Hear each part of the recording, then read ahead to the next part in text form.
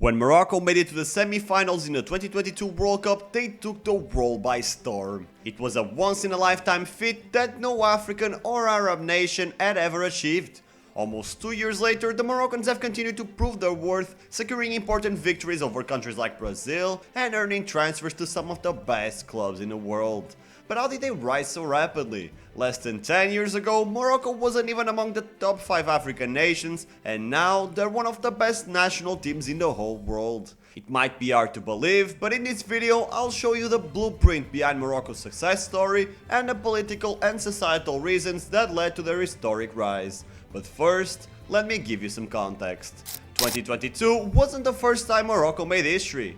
Way before you and I were even born, in 1986, during their second appearance in the World Cup, Morocco became the first African and Arab country to progress past the first round. To do so, they drew against England and Poland and beat Portugal 3-1 before being eliminated in the first knockout round by West Germany. It was a brave performance that could have ended much later if it hadn't been for a Lothar Matthäus goal close to the end of regulation time. Yet, this remarkable run didn't translate into any significant accolades.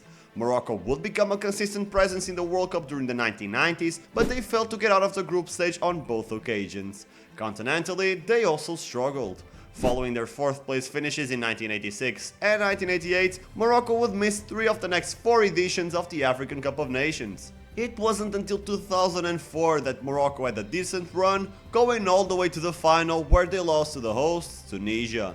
But from the 2000s onwards, Morocco would struggle massively, failing to qualify to a single World Cup for 20 years. Those disappointing results came from a football setup that just wasn't organized. There was no real process for finding talent, developing players, or making the game more professional.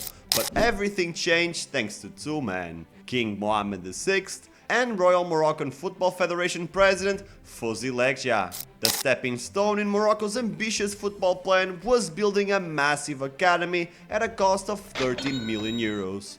It might seem a lot, and it was something that you rarely saw in Africa, but this training center didn't just offer top-notch facilities and coaches for young players. It also made sure every kid got a solid education just in case they didn't make it as a pro.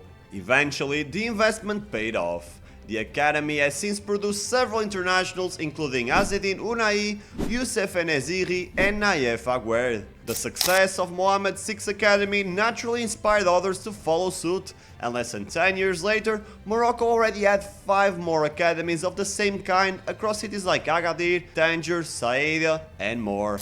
Meanwhile, the Football Federation's president Fouzi Lekjaa focused on improving the country's sporting infrastructure, building new stadiums and renovating the old ones. Thanks to these efforts, Morocco is set to host the next year's Africa Cup of Nations, and more importantly, they will co-host the 2030 FIFA World Cup alongside Spain and Portugal. But Lekjaa's rebuild goes deeper than that. To boost the number of talented Moroccan players, he required clubs to establish youth foundations, ensuring they could scout and develop talent beyond the main national academies. Calling it a success is a massive understatement. Just look at the caliber of clubs where Moroccan players are now compared to 15 years ago, and you'll see just how crucial this investment has been. Nevertheless, there's an even bigger reason behind their recent success. The massive Moroccan diaspora spread across Europe, especially in countries with strong footballing traditions like the Netherlands, France and Spain.